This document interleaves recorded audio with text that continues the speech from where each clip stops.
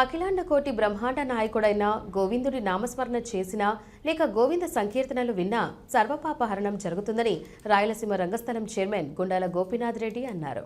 ఆధ్యాత్మిక రాజధాని అయిన తిరుపతి నగరంలో మరింత ఆధ్యాత్మిక శోభను తీసుకురావాలన్న సంకల్పంతో గతేడాది కాలంగా భజన మండలి కళాకారులు శ్రీనివాసునికి ఎంతో ప్రీతికరమైన శనివారం రోజున నగర సంకీర్తన చేస్తూ నగరానికి మరింత ఆధ్యాత్మిక శోభను చేకూరుస్తున్నారు.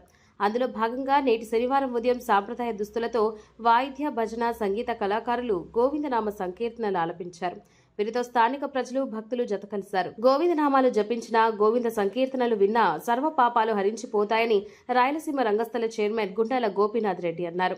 ఈ కార్యక్రమంలో బ్రహ్మానందం, గుండాల గోపీనాథ్, రాజశేఖర్ రెడ్డి, మునినాథ్ రెడ్డి, వాసుదేవ్ రెడ్డి, తొండమనాటి సుబ్రహ్మణ్యం రెడ్డి, వాసు పలువురు కళాకారులు పాల్గొన్నారు. నగర సంకీర్తన అనే ఈ కార్యక్రమానికి పెద్దల పూర్వీకులు ఆచారం చేస్తూ ఉన్నారు. దాన్ని ఈ మధ్య కరోనా కారణంగా కొంచెం నిలిచిపోయినది. మళ్ళీ ఇప్పుడు నగర సంకీర్తన భక్తిభావం అందరూ కలిసి ఒక ఉమ్మడిగా ఈ భజన కార్యక్రమం వేకోజామున లేసి అందరూ ప్రతి ఒక్కరూ ఈ కార్యక్రమంలో పాల్గొంటున్నారు. ఇలాంటి కార్యక్రమం చాలా ఆనందంగా ఆహ్లాదకరంగా ఉన్నది.